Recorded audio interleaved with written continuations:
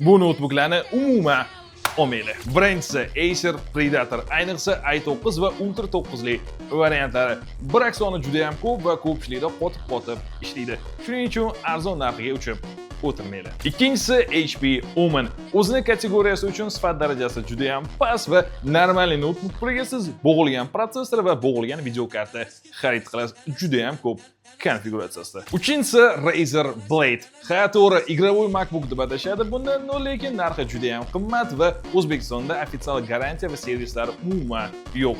Notebookingiz biz qo'ydingizmi?